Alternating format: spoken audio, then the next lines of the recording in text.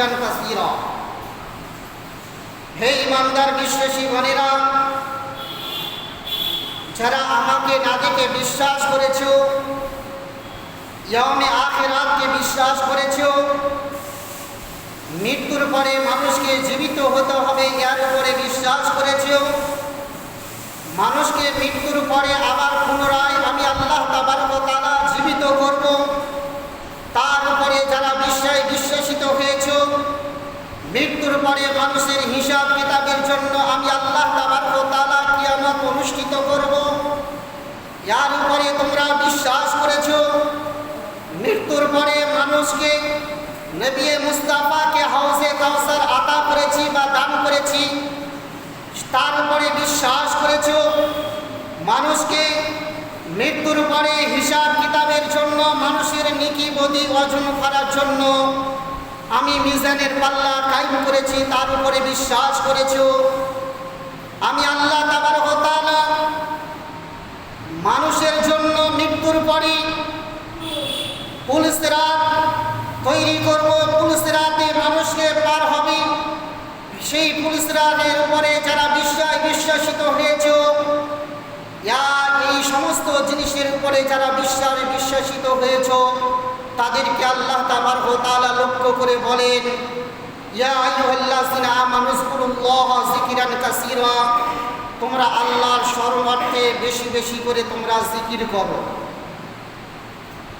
আজিজানে মুহতারাম, তো আল্লাহ তাবারক ওয়া তাআলা বললেন তোমরা বেশি বেশি করে আল্লাহর শরণার্থী, তোমরা বেশি বেশি করে জিকির করো। আজ হচ্ছে পবিত্র জুমার দিন, সাপ্তাহিক ঈদ। বৎসরে দুইটি ঈদ এবং প্রত্যেক সপ্তাহে জুমার দিনকে ঈদ বলা হয়। আজিজানে মুহতারাম, নবী পাক সাল্লাল্লাহু তাআলা আলাইহি সাল্লাম বলেন, 7 দিনের মধ্যে সবথেকে উত্তম দিন হলো জুমার দিন। সাপ্তাহিক দিনের মধ্যে সবথেকে উত্তম দিন হলো জুমার দিন। জুমার দিনকে অতি উত্তম কেন বলা হলো? জুমার দিনকে সবথেকে আফজাল কেন বলা হলো? জুমার দিনকে অতি উত্তম কেন বলা হলো? এই বলার কারণ কি? তো আমরা যদি নবী মুস্তাফার হাদিসের দিকে দৃষ্টিপাত রাখি, নবী মুস্তাফার হাদিসের দিকে যদি আমরা লক্ষ্য রাখি, তাহলে আমরা বুঝতে পারবো যে আল্লাহ তাবারক ওয়া তাআলা 7 দিনের মধ্যে জুমার দিনকে আল্লাহ তাবারক ওয়া তাআলা কেন উত্তম দিন বলেছেন। এই হাদিস শরীফখানা মুসলিম শরীফের কিতাবুল জুমা, বাবু ফাজলে ইয়াউমুল জুমা, মুসলিম শরীফের কিতাবুল জুমার অধ্যায়ে একটি পরিচ্ছেদ কায়েম করেছেন ইমামে মুসলিম রহমতুল্লাহ আলী। যেই অধ্যায়খানার যেই বাব বা যেই পরিচ্ছেদখানার নাম হলো জুমার ফজিলতের অধ্যায়। এই মুসলিম শরীফের জুমার ফজিলতের অধ্যায় হাদিস নাম্বার 854 নম্বর হাদিসের মধ্যে যার রাবি, যার বর্ণনাকারী হলেন হযরতে আবু হুরায়রা রাদিয়াল্লাহু তাআলা আনহু। তো হযরতে আবু হুরায়রা রাদিয়াল্লাহু তাআলা আনহু হতে বর্ণিত, তিনি বলেন নবী পাক সাল্লাল্লাহু তাআলা আলাইহি ওয়াসাল্লাম বলেন, জুমার দিনকে আল্লাহ তাবারক ওয়া তাআলা উত্তম দিন বলেছেন। কেন উত্তম দিন বললেন? আমরা সকাল হলে সূর্য উদিত হয়, যেই সূর্যের কিরণ দ্বারায় আমরা মানুষ উপকৃত পাই, যেই সূর্য উদিত হওয়ার কারণে ফসল, বিভিন্ন জিনিস আল্লাহ তাবারক ওয়া তাআলার নিয়ামতে ওই সূর্যের কিরণ পড়ে, আলো পড়ে সেই ফসল আমরা উৎপন্ন করি। তো আল্লাহ তাবারক ওয়া তাআলা সর্বপ্রথমে এই সূর্যকে যেই দিন উদিত করেছিলেন, সেই দিনটা হলো সর্বপ্রথমে জুমার দিন। এই জুমার দিনে সর্বপ্রথমে আল্লাহ তাবারক ওয়া তাআলা এই সূর্যকে উদিত করেছিলেন। দ্বিতীয় নম্বরে জুমার দিন অতি উত্তম হওয়ার কারণ হলো আমাদের আদি পিতা সৈয়দনা আদম সফিউল্লাহ আলাইহিস সালাতু তাসলিমকে আল্লাহ তাবারক ওয়া তাআলা জুমার দিনে আদম সফিউল্লাহকে আল্লাহ তাবারক ওয়া তাআলা তৈরি করেছিলেন। আদম সফিউল্লাহকে তৈরি করার পরে আদম সফিউল্লাহ আলাইহিস সালাতু তাসলিমকে যখন জান্নাতি পোশাক সুসজ্জিত করিয়ে জান্নাতি পোশাক পরিধান করিয়ে আদম সফিউল্লাহকে যেই দিন জান্নাতের মধ্যে রেখেছিলেন সেই দিনটা ছিল জুমার দিন। এই জুমার দিনে আদম সফিউল্লাহকে তৈরি করলেন এবং আদম সফিউল্লাহকে জান্নাতি পোশাক পরিধান করিয়ে আল্লাহ তাবারক ওয়া তাআলা জান্নাতের মধ্যে রাখলেন। আল্লাহ তাবারক ওয়া তাআলা এই দুনিয়াকে বিস্তার লাভ করাবেন বলে একটি বাহানা অবলম্বন করে যার হিকমতে যার মাধ্যমে যার ওসিলায় আল্লাহ তাবারক ওয়া তাআলা বিস্তার ঘটাবেন বলে জান্নাতের মধ্যে মা হাওয়া রাদিয়াল্লাহু তাআলা আনহা এবং আমাদের আদি পিতা সাইয়্যিদুনা আদম সফিউল্লাহ আলাইহিস সালাতু তাসলিম জান্নাতের মধ্যে গন্ধম গাছের ফল ভক্ষণ করলেন। এই গন্ধম গাছের ফল ভক্ষণ করার দরুনে আল্লাহ তাবারক ওয়া তাআলা মা হাওয়া রাদিয়াল্লাহু তাআলা আনহাকে এবং আমাদের আদি পিতা সৈয়দনা আদম সফিউল্লাহ আলাইহিস সালাতু তাসলিমকে সর্বপ্রথম শ্রীলঙ্কা এবং শরণদ্বীপে যখন মা হাওয়া এবং আদম সফিউল্লাহকে পাঠিয়েছিলেন, এই দুনিয়ার বুকে যখন সর্বপ্রথমে পৃথিবীর বুকে আগমন করিয়েছিলেন, তো আদম সফিউল্লাহকে দুনিয়ার বুকে অবতীর্ণ করলেন। তো জুমার দিনে আদম সফিউল্লাহকে দুনিয়ার বুকে পাঠালেন। জোরে বলুন নবী পাক সাল্লাল্লাহু তাআলা আলাইহি সাল্লাম বলেন, আমি আল্লাহ তাবারক ওয়া তাআলা পৃথিবীকে তৈরি করেছি, মানুষকে দুনিয়ার বুকে আবির্ভাব করেছি, কিন্তু মানুষকে মৃত্যুর পরে একদিন কিয়ামত অনুষ্ঠিত হবে। আর কিয়ামতের দিনে সমস্ত মানুষকে সেখানে ঐক্যবদ্ধ হতে হবে। সেখানে সকল আদম সফিউল্লাহ থেকে নিয়ে ঈসা রুহুল্লাহ পর্যন্ত সমস্ত নবী ও রাসূল এবং সমস্ত নবী এবং রাসূলের উম্মতিদেরকে কিয়ামতের দিনে হাসরের প্রান্তরে সকলকে একত্রিত হতে হবে। সেই দিন যেই দিন আমি কিয়ামত অনুষ্ঠিত করব সেই দিনটা হবে জুমার দিন। তো এই জন্য আল্লাহ তাবারক ওয়া তাআলার নবী সাল্লাল্লাহু তাআলা আলাইহি সাল্লাম বললেন জুমার দিনকে এই জন্য আফজাল বা উত্তম বলা হয়েছে।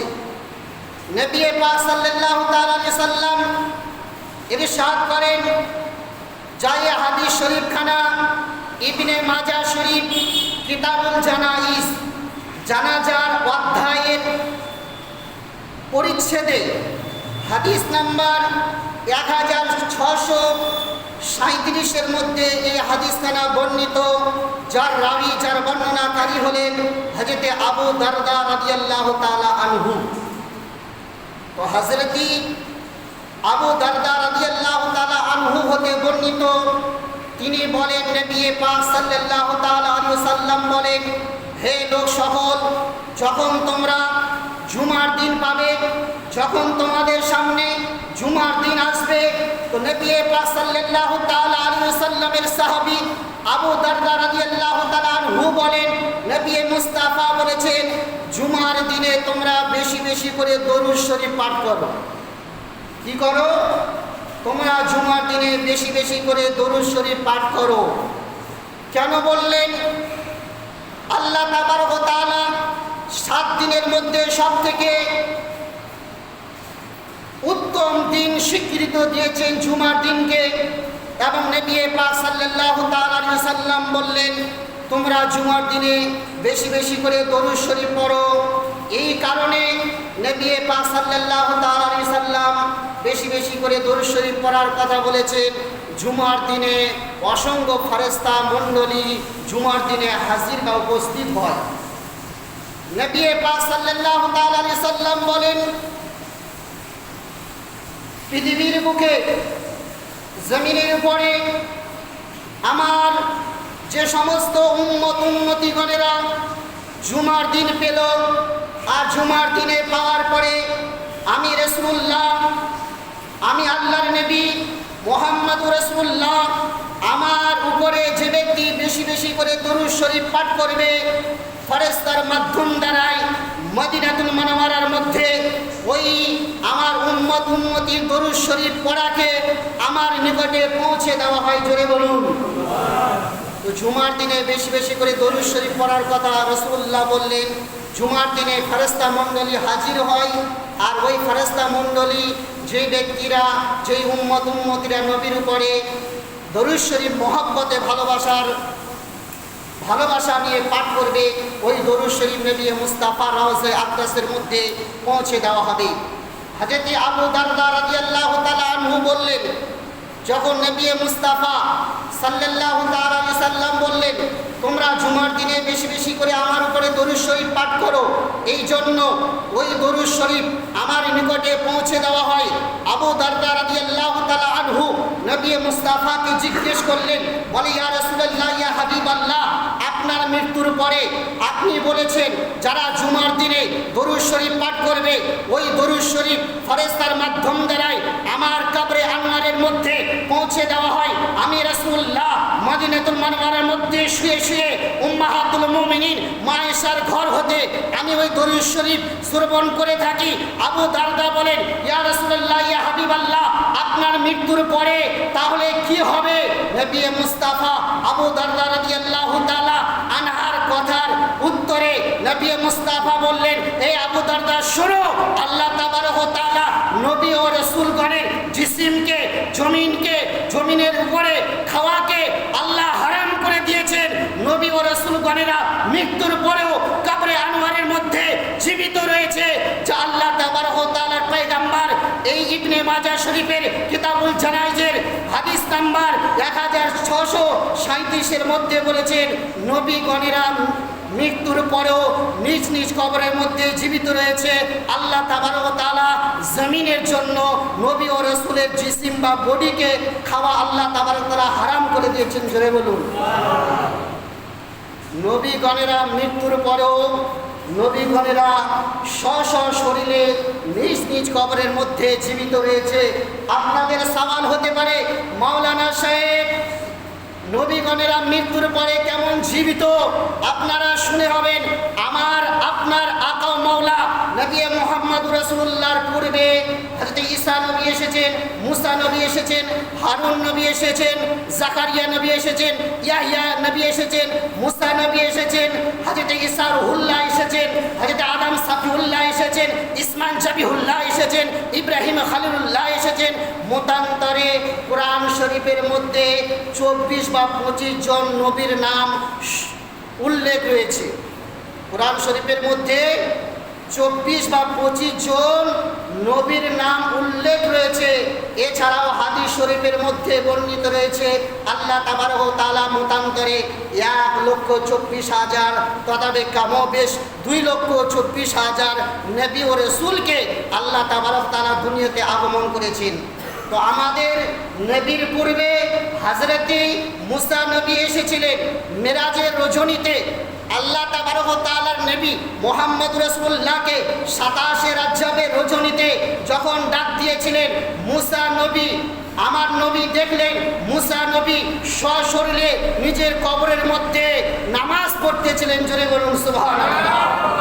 এই জন্য তো আমার আপনার আকা মাওলা নবী মুহাম্মদ রাসূলুল্লাহ সিদরাতুল মুনতাহা পার হয়ে 7টা বাগ জমিনকে অতিক্রম করে সিদরাতুল মুনতাহা পার হয়ে আরশে আযামে গিয়ে আল্লাহর সঙ্গে সাক্ষাৎ করে নবী মুস্তাফা যখন উম্মতের জন্য 50 ওয়াক্ত নামাজ নিয়ে নবী মুস্তাফা যখন দুনিয়াতে ফেরত আসতেছিলেন, মুসা নবী নিজের কবর থেকে দাঁড়িয়ে মুসা নবী বলেছিলেন, ইয়া রাসূলুল্লাহ, ইয়া হাবিবাল্লাহ, আপনার উম্মতেরা 50 ওয়াক্ত নামাজ পড়তে পারবে না, আপনি আল্লাহর কাছে ফিরে গিয়ে আপনি নামাজ নামাজটুকু কমিয়ে নিয়ে আসুন।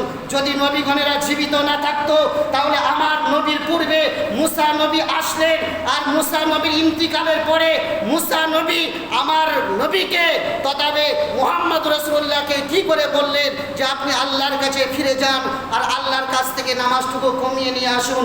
মুসা নবীর কথাই তো গিয়েছিল, তাই না? তো মুসা নবীর কথাই একবার নয়, দুইবার নয়, 9 বার যাতায়াত করলেন। কারণ এখানে একটা হিকমত রয়েছে। আপনারা সওয়াল করতে পারেন, আল্লাহ যখন 50 ওয়াক্ত নামাজকে কমিয়ে 45 ওয়াক্ত কমিয়ে 5 ওয়াক্তে পরিণত করার যখন মনস্থই ছিল, তো আল্লাহ তাবারক তাআলা একবারে কমিয়ে দিতেন, একবারে না কমিয়ে বারবার 9 বার আমার রাসূল কেন আল্লাহর কাছে গেলেন? এর হিকমত হলো, এর রহস্য হলো, এর ভেদ হলো, আল্লাহ তাবারক তাআলা মুসা নবী যখন আল্লাহ তাবারক তাআলাকে বলেছিলেন, এই আল্লাহ আমি তোমাকে দেখতে চাই, আল্লাহ তাবারক তাআলা বলেছিলেন লান তারানি। মুসা নবী বলল, আল্লাহ আমি তোমাকে দেখতে চাই। তো মুসা নবীর উত্তরে আল্লাহ তাবারক তাআলা বললেন লান তারানি, তুমি আমাকে দেখতে পারবে না। সুতরাং মুসা নবী আল্লাহকে দেখতে পারলো না। তুর পাহাড়ে গিয়েছিলেন, আল্লাহর একটা নূরের তাজাল্লি সামান্য সুয়ের মাথার সম পরিমাণ নূরের তাজাল্লি তুর পাহাড়ে দিয়েছিলেন। মুসা নবী বেহুশ হয়ে পড়েছিলেন। এইদিকে মুসা নবী আমার নবী আল্লাহর কাছে যাচ্ছেন। মুসা নবী হাত তুলে আল্লাহর কাছে ফরিয়াদ করছেন, এই আল্লাহ আমি তোমাকে বলেছিলাম আমি আল্লাহ তোমাকে দেখতে চাই। আল্লাহ তুমি আমাকে বলেছিলে লান তারানি, তুমি আমাকে দেখতে পারবে না। তোমার মুসা কালিমুল্লাহ তোমার কাছে ফরিয়াদ করতেছি, আল্লাহ তুমি যখন তোমার কাছে তোমার হাবিব, তোমার রাসূল, তোমার পয়গম্বর নবী মুহাম্মদ রাসূলুল্লাহ যখন তোমার কাছে নামাজ কমানোর জন্য যাবে, আল্লাহ তুমি একবারে 45 ওয়াক্ত নামাজকে কমিয়ে দেবে না, তুমি 5 ওয়াক্ত করে কমাবে। এই জন্য যেই চোখ দ্বারায় মুসা নবী, যেই চোখ দ্বারায় নবী মুহাম্মদ রাসূলুল্লাহ আপনাকে দেখবে, ওই আপনার জিয়ারত করা চক্ষু মোবারক সেই রাসূলুল্লাহকে আমি মুসা কালিমুল্লাহ তাকে জিয়ারত করব। জোরে বলুন সুবহানাল্লাহ। এই জন্য মুসা নবী আল্লাহর কাছে ফরিয়াদ করেছিলেন যে আমি তো আল্লাহকে দেখতে পাইনি। রাসূলুল্লাহ আল্লাহকে দিদার করছেন। আল্লাহ একবারে কমলে আমি একবার মুসা নবী আমি রাসূলুল্লাহকে দেখতে পারবো। এই জন্য মুসা নবী দোয়া করলেন যে একবারে না কমিয়ে 5 ওয়াক্ত করে কমাবে। আপনার কাছে রাসূলুল্লাহ যাবে, আপনাকে দর্শন করবে, আপনাকে দেখবে, আর আপনাকে দেখা চক্ষু আমি মুসা কালিমুল্লাহ আমি রাসূলুল্লাহকে দর্শন করব। জোরে বলুন সুবহানাল্লাহ। এই জন্য আল্লাহ তাবারক তাআলা একবারে 45 ওয়াক্ত নামাজকে না কমিয়ে 5 ওয়াক্তে করে কমিয়ে 45 ওয়াক্ত নামাজ কমালেন। আল্লাহ তাবারক তাআলা নবীকে বললেন লা মুবাদদিলা লিকালিমাতিল্লাহ, এ আমার হাবিব, এ আমার রাসূল, এ আমার পয়গম্বর, এ আমার দোস্ত, আমি আল্লাহ তাবারক তাআলা লা মুবাদদিলা, আমার কথা কখনো পরিবর্তন হয় না। আমি আল্লাহ যেটা বলি সেটাই হয়। আমি আল্লাহ আমার কথা পরিবর্তন হয় না।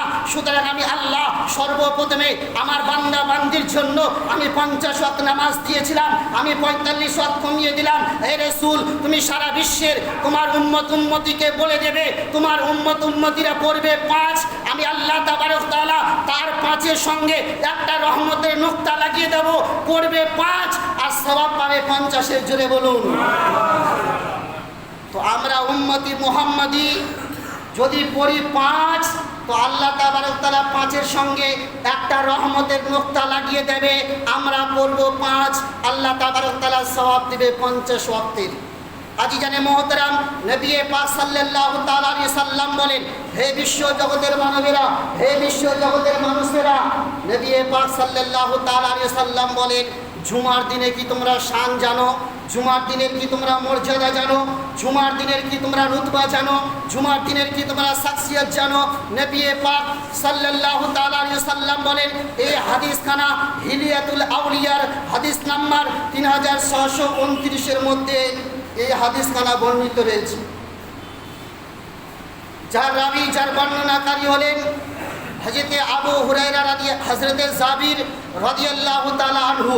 তিনি বলেন, নবী পাক সাল্লাল্লাহু তাআলা আলাইহি সাল্লাম বলেন, হে বিশ্ব জগতের মানবেরা, হে বিশ্ব জগতের মানুষেরা, জুমার দিনকে আল্লাহ তাবারক ওয়া তাআলা এই জন্য উত্তম বলেছেন, জুমার দিনকে আল্লাহ তাবারক তাআলা এই জন্য আফজাল বলেছেন, জুমার দিনকে আল্লাহ তাবারক ওয়া তাআলা এই জন্য উত্তম বলেছেন। নবী মুস্তাফা আজ থেকে ১৫০০ বছর পূর্বে নবী আমার বার্তা দিয়েছে, হে বিশ্ব জগতের মানবেরা শোনো, যে ব্যক্তি জুমার দিনে অথবা জুমার রাত্রে কোনো ব্যক্তি যদি মৃত্যুবরণ করে, আল্লাহ তাবারক ওয়া তাআলা জুমার দিনের ওসিলায়, জুমার রাতের ওসিলায় মৃত্যুবরণ করার দরুনে ওই বান্দা বান্দির কবরের আযাব থেকে জুমার দিনের ওসিলায়, জুমার দিনের রাত্রির সাদকায় আল্লাহ তাবারক ওয়া তাআলা ওই ব্যক্তির মৃত্যুর কারণে, জুমার দিনের মৃত্যুর কারণে আল্লাহ তাবারক ওয়া তাআলা তার কবরের আযাবকে মাফ করে দেয়। জোরে বলুন।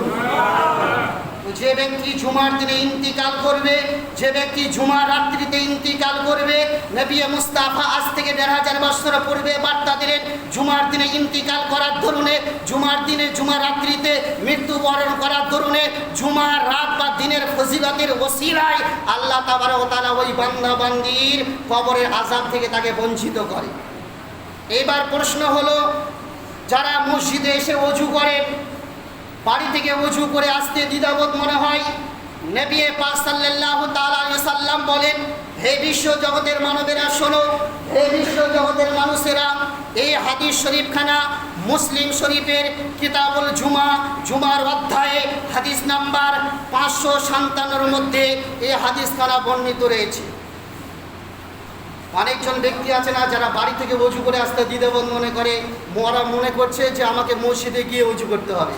কিন্তু মসজিদে সবসময় ওযু করা বা সবসময় পেশাব পায়খানা করার জন্য মসজিদে পেশাব পায়খানা না, সাময়িকের জন্য, কারণবশতের জন্য, ব্যতিক্রমের জন্য মসজিদে ওযুখানা থাকে, পেশাবখানা থাকে, পায়খানা থাকে। তো নবী পাক সাল্লাল্লাহু তাআলা আলাইহি সাল্লাম মুসলিম শরীফের কিতাবুল জুমার অধ্যায়ে হাদিস নাম্বার 557 মধ্যে যার রাবি, যার বর্ণনাকারী হলেন হযরত আবু হুরায়রা রাদিয়াল্লাহু তাআলা আনহু। এই হাদিসখানা আবু হুরায়রা রাদিয়াল্লাহু তাআলা আনহু হতে বর্ণিত। তিনি বলেন, নবী পাক সাল্লাল্লাহু তাআলা আলাইহি সাল্লাম ইরশাদ করেন, যে ব্যক্তি জুমার দিন পেল আর জুমার দিনে পাওয়ার পরে জুমার আজান হলো, আজান তার কর্ণের মধ্যে পৌঁছলো, আজানের ধ্বনি শ্রবণ করলো, আজানের ধ্বনি শ্রবণ করার পরে যে ব্যক্তি বাড়িতে ওযু করলো, বাড়িতে ওযু করার পরে মসজিদের মধ্যে গমন করলো, মসজিদের মধ্যে এসে বসলো, যে ব্যক্তি মসজিদের মধ্যে প্রবেশ করার পরে চুপচাপভাবে বসে থাকলো এবং খুতবা শ্রবণ করলো, আল্লাহ তাবারক ওয়া তাআলা বলেন, ওই জুমার দিন পাওয়ার পরে বাড়িতে ওযু করার দরুনে, বাড়ি থেকে ওযু করার প্রত্যেকটা ডেকে ডেকে, প্রত্যেকটা কদমে কদমে তার আমলনামার মধ্যে নেকি লিপিবদ্ধ করা হয়। এবং ওই ব্যক্তি বাড়ি থেকে ওযু করে জুমার নামাজ পড়ার জন্য বাড়ি মসজিদে আসলেন, মসজিদে আসার পরে চুপচাপ বসলেন, কারোর সঙ্গে কথাবার্তা বললেন না, এনত অবস্থায় খুতবা শ্রবণ করলেন। খুতবা শ্রবণ করার পরে আল্লাহ তাবারক তাআলার নবী বলেন, ওই ব্যক্তির জন্য এই জুমা থেকে নিয়ে আগামী জুমা আসা পর্যন্ত আল্লাহ তাবারক তাআলা তার গুনাহকে আল্লাহ তাবারক তাআলা ক্ষমা করে দেয়। জোরে বলুন সুবহানাল্লাহ। তো আমরা হচ্ছি যে এক কান দিয়ে আমরা শুনি আর অপর কান দিয়ে আমরা বের করি। নবী পাক সাল্লাম বলেন, আল হায়া ও শুবাতুম মিনাল ঈমান, হায়া, লজ্জা, শরম হচ্ছে একটা ঈমানের অঙ্গ। আল হায়া ও শুবাতুম মিনাল ঈমান, লজ্জা শরম হচ্ছে একটা ঈমানের অঙ্গ। কিন্তু আমরা মানব কেমন, আমাদের ভিতরে হায়া কোথায়, লজ্জা কোথায়, শরম কোথায়, আমরা সব বেঁচে খেয়েছি। আজিজানে মুহতারাম, এখন যদি বলা হয় যে নামাজ পড়ার জন্য 10 জন হাত খাড়া করেন, তো হাত খাড়া করবে না। যদি বলে কোনো মিছিলে যেতে হবে, যে ওইখানে কিছু সরকারি থেকে কিছু অর্থ পাওয়া যাবে, তাহলে সেখানে বলতে হবে না, সেখানে ইনকিলাব জিন্দাবাদ একবার আওয়াজ হলে সেখানে তার পিছনে ছুটবে। এই তো হচ্ছে আমাদের ভিতরে হায়া, এই তো হচ্ছে আমাদের ভিতরে মানবতা, এই তো হচ্ছে আমাদের মানসিকতা। কিন্তু আল্লাহ তাবারক ওয়া তাআলা পবিত্র কোরআন পাকের মধ্যে সূরা জুমার মধ্যে বলেন, যখন তোমরা জুমার দিনে নামাজে আজানের ধ্বনি তোমাদের কর্ণের মধ্যে আসবে, তোমাদের কিনা বেচাকে পরিত্যাগ করবে।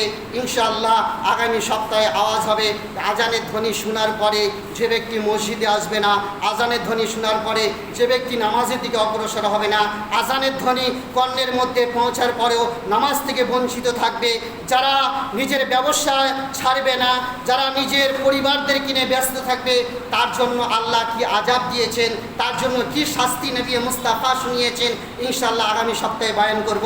ওয়া আখিরু দাওয়ানা আলহামদুলিল্লাহি রাব্বিল আলামিন। আসসালামু আলাইকুম ওয়া রাহমাতুল্লাহি তাআলা ওয়া বারাকাতুহু।